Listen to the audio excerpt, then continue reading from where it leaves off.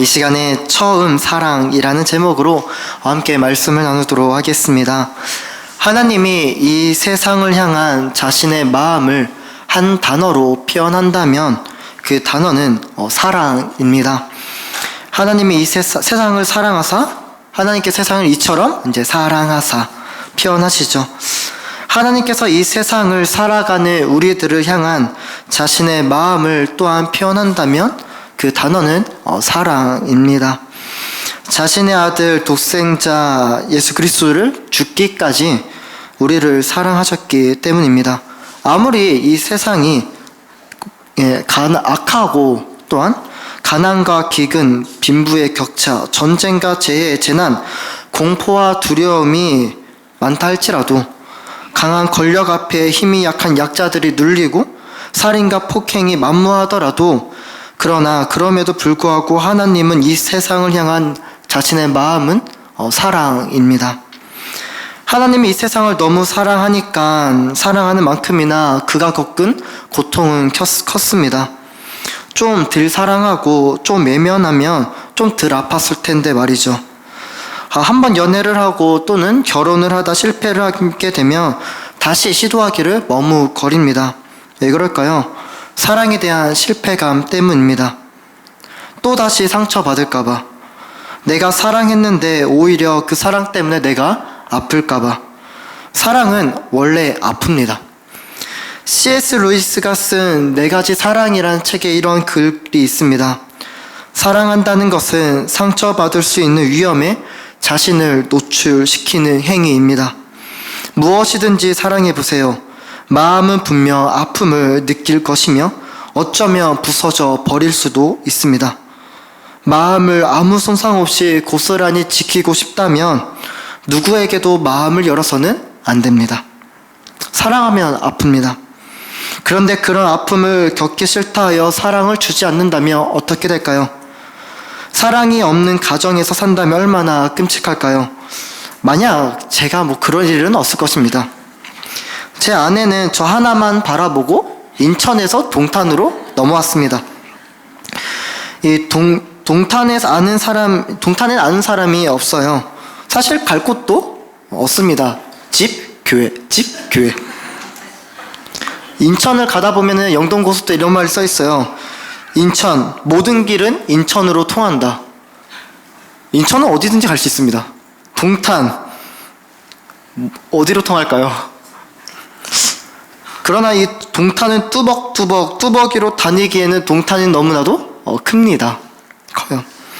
그런데 만약 그런 아내를 제가 사랑하지 않는다면, 무뚝뚝하게 집에 들어가서는 그 어떠한 섬김과 희생과 사랑한다는 말 한마디 하지 않는다면은 얼마나 그 인생은 슬플까요? 반대로 사랑이 있다면 희생이 있고 섬김이 있고 배려가 있고 이해가 있는 곳에 내가 살아간다면 우리는 행복할 것입니다. 그래서 하나님은 이 사랑의 물결이 흐르기를 원하세요. 사랑의 원천이신 하나님으로부터 물줄기가 이 세상 곳곳에 흐르기를 원하십니다. 마치 시냇가에 심겨진 나물들이 그 흐르는 시냇물에 따라 열매를 맺으며 잎사귀가 마르지 않는 것처럼 말이죠. 하나님의 사랑이 흘러가는 곳에는 생명이 있고 살아남이 있기 때문입니다. 이 땅에 그 하나님의 사랑이 땅끝까지 흘러보내기 위해서 세우신 것이 있으니 그것은 바로 교회입니다. 이번에 저희가 몽골 그 아이들에게 그 성탄절 선물을 보냈잖아요.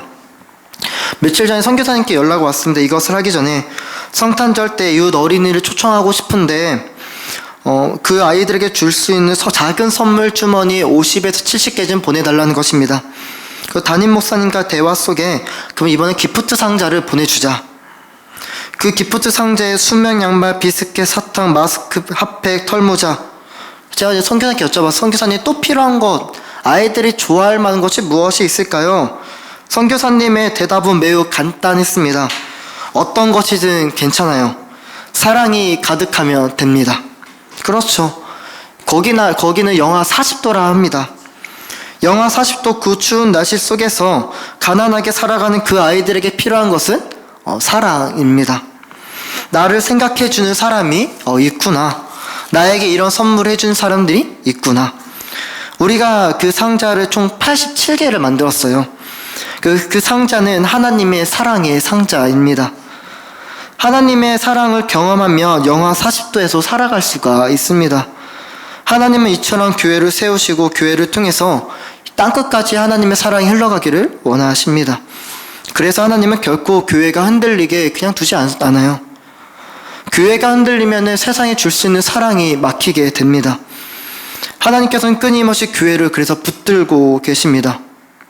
예배소 교회 또한 우리 주님이 붙들고 계셨습니다.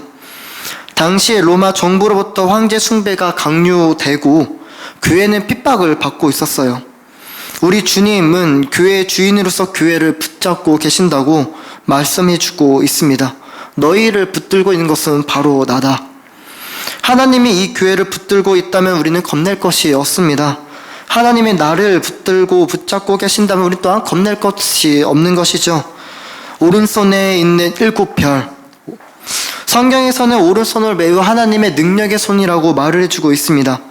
그래서 이사야 41장 10절에 두려워하지 말라 내가 너와 함께함이라 놀라지 말라 나는 내 하나님이 됨이라 내가 너를 굳세게 하리라 참으로 너를 도와주리라 참으로 나의 의로운 오른손으로 너를 붙들리라. 하나님이 내 인생 붙잡아 주시기에 두려움 속에 떨 필요가 없게 됩니다. 귀한 성도님, 무엇이 두렵나요? 나를 붙들고 있는 것, 나를 지탱하고 있는 것이 과연 무엇일까요? 내가 내 자신을 붙들고 있다면 우리는 금방 무너지게 됩니다. 내가 갈대지팡이처럼 나약한 것을 붙들고 있다면 언젠가 그것을 무너지게 될 것입니다. 그러나 하나님께 붙잡힌 인생은 절대 흔들리지 않게 됩니다. 우리 주님께서 예배소 교회를 이렇게 붙들고 계시니 칭찬거리가 참 많은 교회였습니다. 2절부터 이렇게 이야기를 하죠. 내가 내 행위와 수고와 내 인내를 알고 또 악한 자들을 용납하지 아니한 것과 자칭 사도라 하되 아닌 자들을 시험하여 그의 거짓된 것을 내가 드러낸 것과 또 내가 참고 내 이름을 위하여 견디고 게으르지 아니한 것을 아노라. 또한 6절에는 오직 내게 이것이 있으니 내가 니골라당의 행위를 미워하도다. 당시 니골라당은 영지주의자로서 이단자입니다. 영지주의, 영은 귀하고 거룩하고 육은 악하다. 그런 모든 것을 내쫓고 했던 교회가, 능력 있는 교회가 바로 예배소 교회입니다. 하나님께서 붙들고 계시니 그런 능력이 있는 교회죠. 또한 이러한 교회의 모습을 하나님은 또 아신다고 말씀해주고 있어요. 에베소 교회가 주님을 위하여 감당했던 그 모든 것을 아신다고 말을 해주고 있습니다. 주님이 나를 아신다, 교회를 아신다, 나의 행위를 아신다. 나는 너가 어제 한 일을 알아. 그 말을 들으면 어떤 느낌 드십니까? 엄청난 은혜죠. 은혜 아닙니까? 아무도 나를 몰라줄 줄 아는데 나를 안다고? 어느 누구도 나를 알아주지 않고 뭐 알아달라고 한 것도 아니잖아요. 우리가 교회에서 셀리더로 또 교회를 여러 모양으로 섬기는데 나 좀 알아주세요 라고 섬기시는 분들은 분명 없을 것입니다. 내가 헌신하고 수고한 그 인내를 알아주는 분, 바로 하나님이, 예수님이 계시다는 사실이죠. 그러기에 우리는 더 낮은 곳에서 섬기고 또한 섬기며 살아가고 있습니다. 근데 그런 나를 알아주시는 분이 누추하고 드러나지 않는 것을 알아주시는 주님이 계시다는 것은 바로 은혜라는 사실이죠. 독박 육아 들어보셨나요? 혼자 육아를 감당해야 하는 거. 아이는 하나님께 주신 선물입니다. 그러나 그 아이를 나 홀로, 어느 누구도 나를 불러주지 않고 홀로 집에 앉아서 그 아이를 돌보는 것은, 돌보고 있는 내 자신을 알아주시는 하나님이 계시다는 것은 은혜입니다. 하나님께서 나를 알아주시는 삶, 제가 오랜 동안 신앙생활을 하지 않았으나 30년의 시간 동안 신앙생활을 하면서 알게 된 한 가지가 있습니다. 하나님이 알아주시며, 남들을 모르는데 하나님이 알아주시며 하나님이 갚아주시는구나. 많이들 경험해보시죠. 또한 하나님이 나를 알아주시며 하나님이 나를 인정해 주시는구나. 사람들의 인정을 받지 못하더라도 살아갈 수가 있는 것이죠.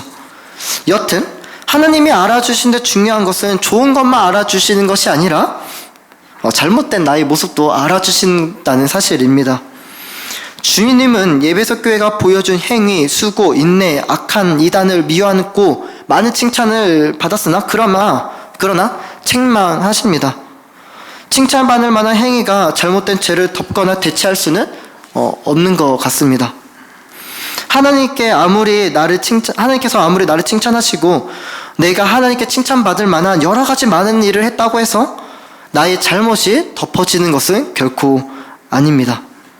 잘했기 때문에 눈 감아 주시는 하나님이 아니죠. 우리는 나의 자녀들이 잘한 일이 하나 있고 잘못한 일이 하나 있으면 어떻게 합니까? 퉁쳐줘요. 그래, 내가 너 이거 잘했으니까 이거 한 번은 용서해줄게. 눈 감아 줍니다. 그러다 보면 아이들은 자신의 잘못을 막기 위한 다른 용도로 용서가 아닌 다른 것을 찾습니다. 죄를 짓고 그 죄에 대해서 용서를 구하고 회개해야 하는데 자꾸만 다른 것으로 대체하고 싶어 합니다. 죄는 죽음으로밖에 대체할 수가 없죠. 그래서 그 죽을 수밖에 없기 때문에 우리는 용서해달라고 회개를 합니다. 그래서 죄를 대체할 수 있는 방법은 회개밖에 없습니다. 용서밖에 없죠. 죄를 종교적 열심과 신앙의 열정으로 대체 가능한 것은 아닙니다. 그렇기 때문에 절대 아이들이 잘못한 것이 있다면 퉁쳐주지 마세요. 이것은 잘못한 거야. 잘한 건 잘한 거, 못한 것은 못한 거. 그러다 보면은 그 잘못에 있어서 말하지 못하게 됩니다. 하나님께서는 퉁치는 것이 없습니다. 오히려 그 책망을 통해 회개하기를 원하시죠. 예배소회가 들은 책망은 무엇일까요? 그것은 처음 사랑을 버린 것이었습니다. 바로 사랑의 문제죠. 예배소 교회는 주님께 붙잡고 계신 교회라 말씀드렸습니다. 9가지 칭찬을 받을 만한 능력 있는 교회였습니다. 그런데 참 아이러니합니다. 어떻게 하나님께서 능력을 주시고 붙들고 계셔서 많은 일을 하는데 어떻게 하나님을 사랑하지 않을 수가 있단 말인가? 하나님을 사랑하지 않고서도 이러한 일들을 가능합니다. 하나님을 사랑하지 않고서도 인내와 견디임 있는 것이 가능합니다. 왜냐면요, 하나님이 붙잡고 계시기 때문에. 하나님이 놓아버리면 아무런 쓸모 없게 됩니다. 그러나 여전히 하나님의 능력의 오른손으로 붙잡고 계시기 때문에 능력은 유효합니다.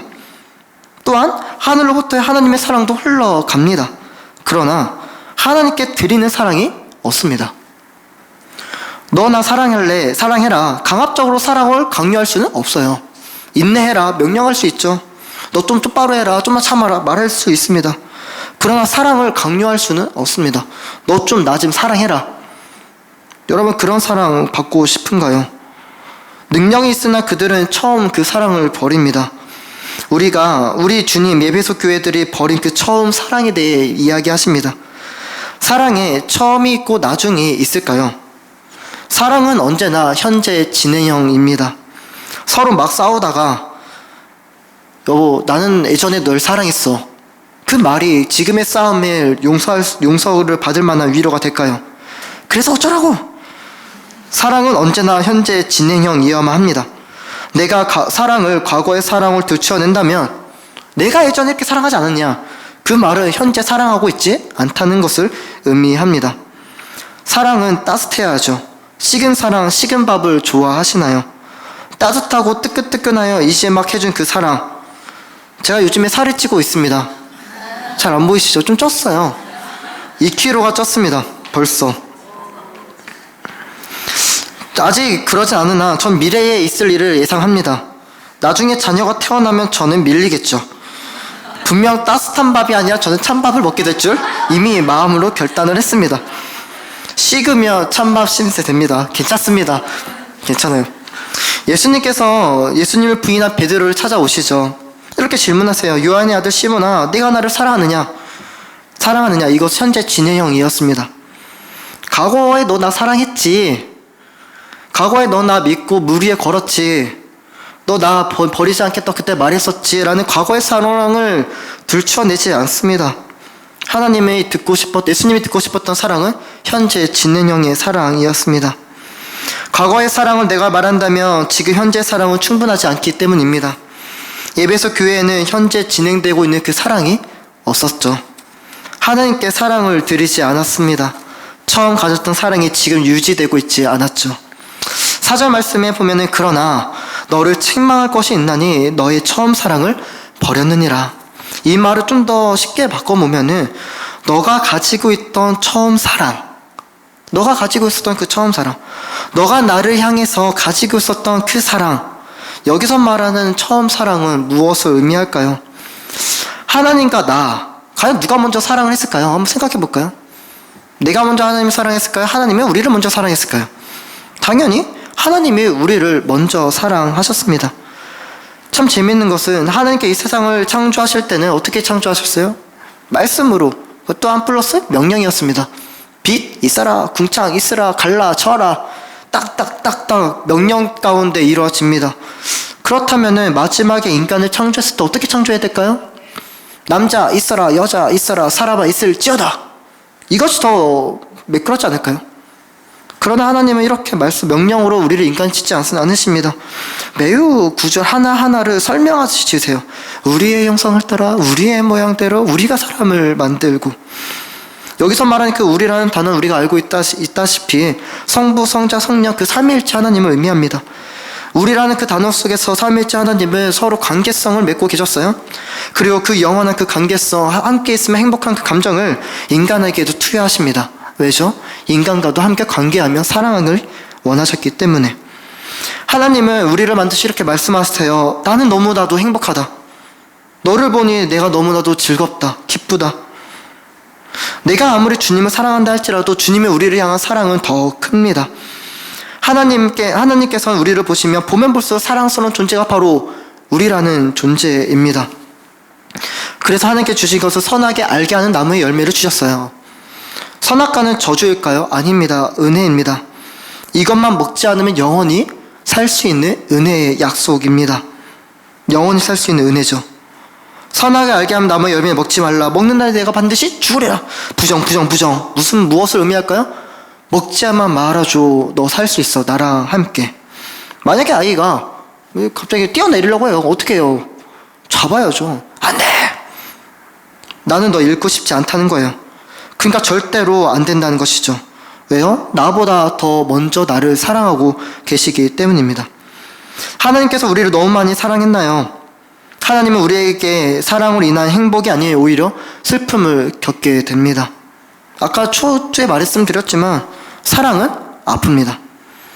이 세상에서 가장 먼저 슬픔이라는 단어를 겪으신 분이 누굴까요? 그분은 하나님이십니다. 누가 이 세상에서 가장 먼저 아픔의 시련을 겪었을까요? 그분은 하나님이십니다. 사랑이 잘못인가요? 우리를 너무나도 사랑하신 하나님은 또한 우리 때문에 사랑의 슬픔을 너무 많이 느끼십니다. 사랑을 먼저 시작하신 하나님, 그래서 사랑의 아픔을 먼저 시작하신 하나님이십니다. 에베소 교회가 처음 사랑을 버렸을 때 주님의 마음은 어떠했을까요? 이 버렸다는 그 단어에는 헬라어로 아페케스라는 뜻입니다. 그 단어는 버리고 떠나다 라는 의미예요. 이혼하다라는 말과 어근이 같습니다. 처음 사랑을 버린 것은 하나님을 버린 것입니다. 우리가 무엇을 하느님과의 관계가 유지되나요? 그것은 사랑입니다. 높음이나 깊음이나 다른 어떤 피조물이라도 그리스도 예수 안에서 하나님의 사랑에서는 끊을 수 없다. 하나님과 우리 사랑을 연결시키는 연결고리는 사랑입니다. 근데 그 사랑을 버립니다. 외면하고 도망칩니다. 하나님 입장에선 나는 여전히 너를 사랑하는데 그런 나를 피하고 숨고 아담과 하와가 그러했습니다. 죄를 짓고서는 하나님을 피하죠. 하나님 입장에선 나는 여전히 너를 사랑하는데 너는 왜 나를 피하니? 그때 하나님이 이렇게 말씀하십니다. 너 어디 있니? 너 어디 있니? 사랑의 시작도 하나님, 슬픔의 시작도 하나님. 그렇게 슬픔을 느끼시는 하나님은 어떻게 해서든 우리와 다시금 그 사랑을 나누고 싶어 하십니다. 그러나 인간은 철저하게 하나님의 사랑할 마음이 고장나 버리죠. 하나님을 사랑할 수 있는 마음이 파괴됩니다. 오히려 그 하나님은 나에게 사랑스러운 존재가 아니라 두려운 존재가 됩니다. 애타게 하나님께서 찾아 부르시는 그 소리에 오히려 두려워 떱니다. 하나님은 끊임없이 애타게 부르시며 그 모습을 표현하십니다. 그러나 하나님께 돌아오는 것은 싸늘한 외면입니다. 어떻게 하면 다시 되돌릴 수 있을까? 다시 사랑했던 그 시간으로, 그 순간으로 어떻게 하면 다시 돌릴 수 있을까? 하나님은 고장난 인간의 그 마음을 고칠 수 있는 그 방법을 찾으십니다. 고장난 심장에 새 심장을 넣어주기로요. 고장난 심장에는 죄밖에 나오지 않습니다. 그러나 새 심장을 다시 주게 되면 다시 뛰게 됩니다. 사랑으로 생명으로 다시 뛰게 됩니다. 살리기 위해서 말이죠. 하나님을 향한 그 어떤 따뜻한 마음이 없는 그들 마음속에 가장 따뜻한 사랑의 심장을 전해주십니다. 왜죠? 고치기 위해서. 왜죠? 사랑하기 때문에. 로마서 5장 8절에 우리가 잘 아는 말씀이죠. 우리가 아직 죄인되었을 때 그리스도께서 우리를 위하여 죽으심으로 하나님께서 자기에 대한 자기의 사랑을 확증하셨느라 보여주신 거예요. 내가 너희를 얼마나 사랑하는지 좀 봐라. 그 사랑 나누려고 피 묻은 예수 그리스도는, 독생자 예수 그리스도는 십자가를 짊어지고 우리를 위해 죽으셨다는 사실입니다. 고등학교 1학년 때였습니다. 여름 수련 때였어요. 제가 지금도 교회를 열심히 다니고 있으나 모태신앙으로 자랐습니다. 고등학교 1학년 때 그때 깨달았습니다. 나 살리려고 예수님이 죽으셨구나. 하나님의 사랑이 얼마나 큰지 그때 깨닫게 됩니다. 왜 나를 살리려고 했을까? 왜 나를 살리려고? 과분했습니다. 그 사랑이. 그때 기도는 이렇게 기도했습니다. 예수님, 정말 죄송합니다. 왜 나를 위해 죽으셨나요? 회개와 그런 나를 죄송합니다 고백 속에 또한 구원의 감사와 기쁨이 있었습니다. 감사합니다 주님, 주를 위해 살겠습니다. 사실 제가 초등학교 4학년 때부터 목사되려 했는데 지금까지 유지되고 있어요. 근데 고등학교 1학년 때 확정을 지었습니다. 나는 주를 위해 살 자가 맞구나. 나 같은 죄인을 살리신 주님께 감사했습니다. 구원의 감격과 감사가 있었죠. 그제야 우리는 하나님의 사랑을 느끼게 됩니다. 그제야 우리 안에 하나님을 사랑할 수 있는 마음이 생기게 됩니다. 처음 사랑, 하나님을 사랑할 수 있게 된 사랑입니다. 처음 사랑, 나를 위해 죽으신 예수님의 그 사랑이죠. 처음 사랑, 오랜 시간 나 때문에 외면과 슬픔을 받았던 그 하나님의 사랑을 느끼는 순간입니다. 처음 사랑, 내가 주님이 이 세상에서 제일 좋다고 고백하는 순간의 사랑입니다. 처음 사랑, 주님 한 분만이면 나는 만족하다고 고백했던 사랑입니다. 처음 사랑, 세상 그 어떤 것도 바꿀 수 없다고 말했던 사랑입니다. 처음 사랑, 주님과 동행하는 것이 기뻤던 순간입니다. 귀한 성도님, 그 처음 사랑이 지금도 간직되고 있나요? 예배소 교회는 그 질문에 아멘이라고 대답하지 못했습니다. 예배소 교회는 그 질문에 네, 간직하고 있습니다 라고 말하지 못했습니다. 왜냐하면요, 처음 사랑을 버렸다는 그 주님의 진단은 너무나도 정확했기 때문입니다. 어떻게 하면 하나님의 그 처음 사랑을 우리가 회복할 수 있을까요? 우선 어디서부터 사랑이 식었는지 생각해야 합니다. 어디서부터 사랑이 식었는지. 첫 번째는 유혹에서부터 우리는 사랑이 식습니다. 유혹에서부터 사랑이 식죠. 아담과 하와가 하나님을 향한 그 사랑이 식는 시점은 선악과의 열매를 먹었을 때부터였습니다. 선하게 알게 하는 나무의 열매를 먹는 순간부터 사랑은 식습니다. 그들이 왜 먹었나요? 유혹했습니다. 뱀의 유혹이 있었죠. 예배소 교회가 있던 예배소라는 지역은 지금도 고대 7대 불가사리 중 하나인 그 아데미 신전이 있는 곳입니다. 아데미 신전은 높이가 15m고 기둥이 127개의 돌기둥으로 세워져 있습니다. 여신 숭배, 온갖 우상 숭배가 난무한 곳이 예배소입니다. 성적 타락, 부도덕의 도시가 예배소입니다. 철학자 헤라클레이토스는 예배소의 도시 이렇게 말을 합니다. 누구든지 예배소에 사는 사람은 어디서나 볼 수 있는 부도덕에 울 수밖에 없었다. 그러니까 그 부도덕함이 만무한 곳이 바로 예배소입니다. 그런 곳에 얼마나 유혹이 많을까요? 오늘날 대한민국 유혹이 많은 동네입니다. 많은 곳입니다. 오늘날 청소년들 세상의 유혹에 물들기 너무나도 쉬운 곳입니다. 그 시대의 문화가 죄악으로 가득할 때 세상의 유혹은 신자들을 무너뜨립니다. 소돔과 고모라서 그 땅에 의인이 없습니다. 세상의 문화의 그 죄악이 넘쳐날 때 유혹은 많아지죠. 그러다 보니 우린 조금씩 물들어갑니다. 나에게 조금씩 찾아온 유혹에 조금씩 괜찮아, 이 정도는 괜찮아. 세상의 달콤한 유혹으로부터 하나님을 향한 사랑은 식어져 갑니다. 죄가 틈타는 것이죠. 어느 순간부터 조금씩 우리들에게는 구원의 감격이 사라져 가죠.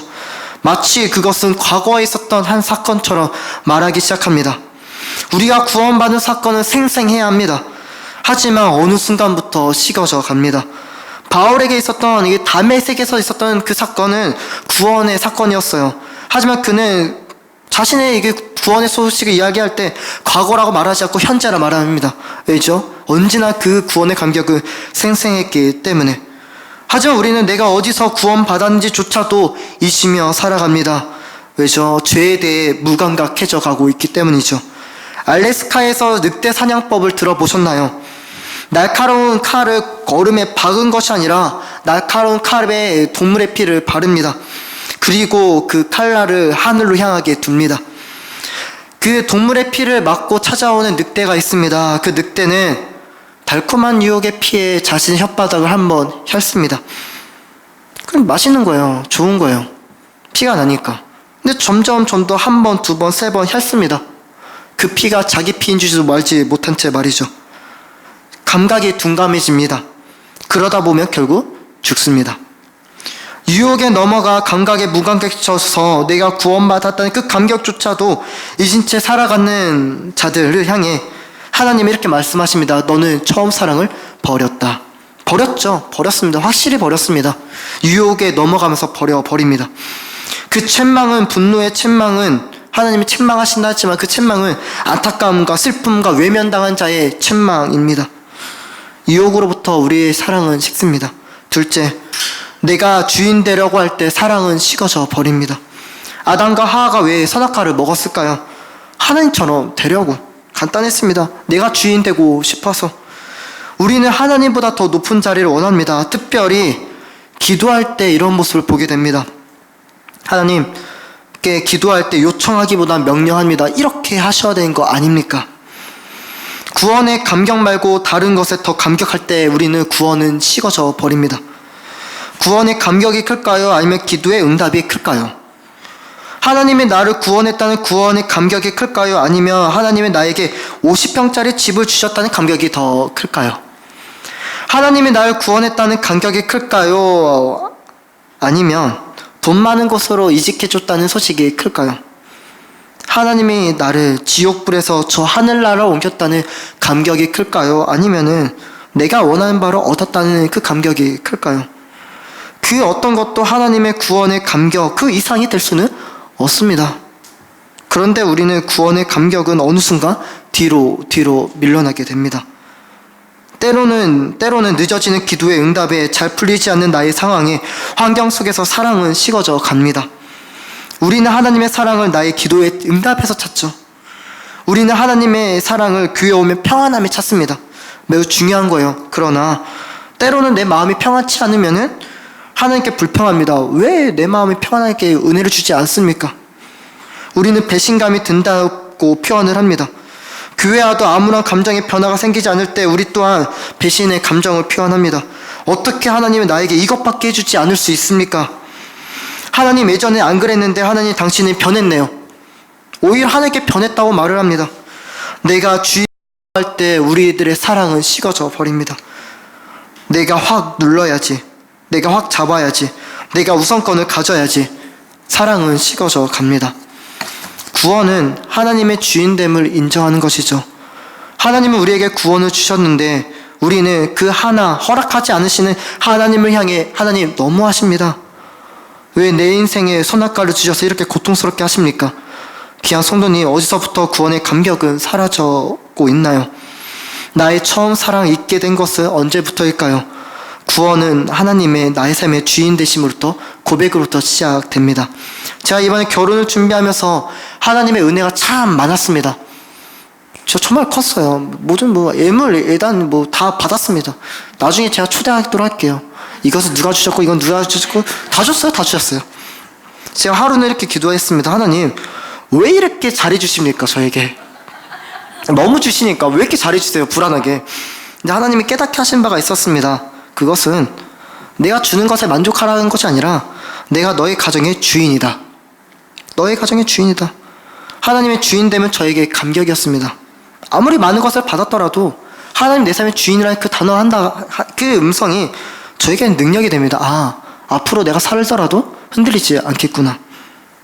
구원의 감격 속에서, 구원의 감사 속에서, 구원해 주신 하나님을 향한 사랑에서 강력한 능력이 나옵니다. 살아갈 용기, 죽음을 두려워하지 않을 수 있는 용기. 그 속에서 능력이 나오죠. 당시 에베소 교인들은 핍박을 받던 시대였습니다. 요한계시록 시대 속에 살고 있는 기독교인은 도미티안 황제 때 이야기인데 매우 핍박을 많이 받았던 시대입니다. 그 도미티안 황제는 황제 숭배를 강요합니다. 그리고 그것을 거절하는 자들에게 핍박을 가합니다. 그때 생겨난 것이 카타콤 생활입니다. 약 10평도 되지 않은 그 넓은 적은 땅에서 400여 명의 사람들이 가득 모입니다. 찬양해요. 찬송합니다. 왜요? 위에서는 하나님 찬양할 수 없으니 지하로 들어갑니다. 그곳에 전염병이 돌게 되면은 3분의 1은 확 죽었다고 합니다. 이투스, 그 물고기 모양 아시죠? 그것은 그들이 자신을 하나님 믿는 자라는 표시였습니다. 그들은 왜 죽으면서까지도 그렇게 감당할 수 있었을까요? 그들에게는 구원의 감격, 그 처음 사랑이 있었기 때문입니다. 이런 이야기를 전해드리면 약 2000년 전의 이야기 아닙니까? 라고 들으실까봐 북한의 이야기를 하나를 소개하려고 합니다. 1972년 김일성의 지시에 의해서 평양에서 개성까지 고속도로를 놓으려고 하다 보니 공사를 했습니다. 산도 깎죠, 땅도 파죠. 불도저가 땅을 파는데 갑자기 땅이 푹 꺼집니다. 내려가서 보니 거기에 사람들이 있는 거예요. 그 굴은 사람이 만든 굴이 그 굴은 갑자기 만들어진 굴이 아니라 사람들이 만든 굴. 거기에는 약 20명의 사람들이 있었다고 합니다. 그들은 19년 동안 1953년부터 1972년까지 19년 동안 약 20여 명의 사람들이 어린아이들, 13살, 14살 아이들이 그곳에서 살았다고 합니다. 왜 살았을까요? 신앙을 지키기 위해서. 사람들이 그 모든 그 굴에 있었던 사람들을 다 끌어내고 재판을 합니다. 그리고 재판을 하고 사형 선고를 내립니다. 13살짜리 아이를 목을 매 죽입니다. 총알이 아깝기 때문이죠. 그 아이를 의자에 올려놓고 밧줄에 묶습니다. 얼마나 두려웠을까요? 그 아이가 엄마를 향해 이렇게 부릅니다. 엄마, 엄마. 울어요. 악을 쓰며 웁니다. 그래서 그 엄마가 이렇게 다가옵니다. 그리고는 엄마는 오히려 이렇게 말을 합니다. 예수님 만나러 가는데 악 쓰면 되겠니? 울지마. 오히려 이쁘게 가. 엄마랑 대화하는 그 아이의 모습을 본 간수는 화가 나서 아이의 의자를 쳐 밀어버립니다. 아이는 떨어지죠. 그저 이 아이가 두려워서 밧줄에 손 위로 담습니다. 살기 위해서. 그러자 이 아이의 엄마가 한 번 더 말합니다. 얘야, 이 아저씨 미워하지 마라. 그러자 아이가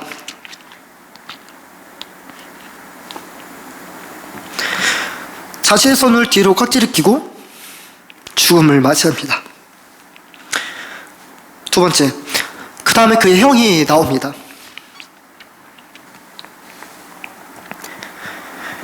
형이 끌려 나와서 하는 말, 엄마 고마워. 엄마가 묻습니다. 뭐가? 나를 천국 가게 해줬잖아.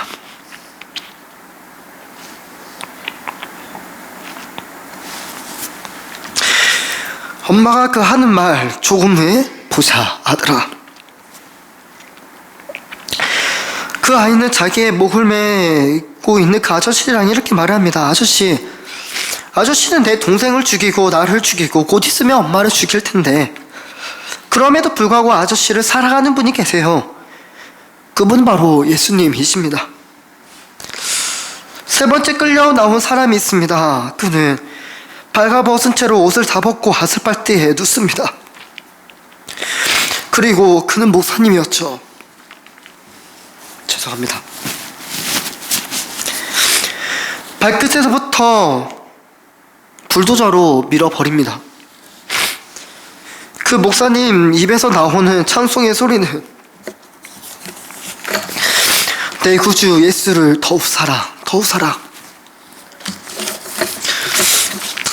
나의 죽음보다 더 강력한 사랑은 죽음같이 강하고 많은 물도 이 사랑을 끄지 못하겠고 홍수도 송수라도 삼키지 못하다니 사람이 그의 온 가산을 다 주고 사랑과 바꾸려 할지라도 오히려 멸시를 받으리라. 세상에서 가장 강력한 힘은 사랑입니다. 기아 성도님, 말씀을 정리하면서 그렇게 처음 사랑을 간직한 자들에게 주어지는 것은 과연 무엇일까요? 오늘 말씀 마지막 7절에서 이렇게 말씀해주고 있습니다. 이기는 그에게는 내가 하나님의 낙원에 있는 생명 나무의 열매를 주어 먹게 하리라. 아담의 범죄로 인하여 잃어버렸던 그 낙원, 하나님과 가장 행복했던 그 낙원으로 다시 들어갈 것을 말씀해주고 있습니다. 생명 나무의 가시를 자유롭게 먹게 주겠다고 말씀하시죠. 그곳에는 더 이상 선악과는 없습니다. 왜죠? 참된 자유만이 그 땅에는 가득하기 때문입니다. 그곳에서 나를 가장 사랑하신 그 하나님의 사랑을 받고 나도 그 하나님의 사랑 때문에 행복하며 그 사랑을 누리며 살아갈 그곳, 그 삶. 잃어버린 낙원보다 더 영광스러운 그 낙원이 우리 가운데 기다리고 있다는 것을 우리는 결코 잊어서는 안 됩니다. 이기는 자에게 주시는 것은 바로 그 생명과 사랑입니다.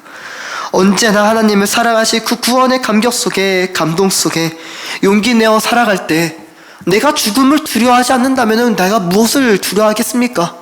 먹고 사는 것이 두렵겠습니까? 다른 사람의 인정받지 못하는 것을 두렵겠습니까? 내가 하나님을 사랑한다면 그 어떤 것도 나에게 거칠 것은 없습니다. 귀한 성도님, 하나님은 나를 사랑하십니다. 나보다 더 나를 사랑하시죠. 우리 또한 그 하나님을 사랑할 때 구원의 감격 속에, 구원의 기쁨 속에 매 순간 하루하루 살아가는 귀한 성도님 되시기를 간절히 소망합니다. 우리 시간 함께 기도했으면 좋을 것 같습니다.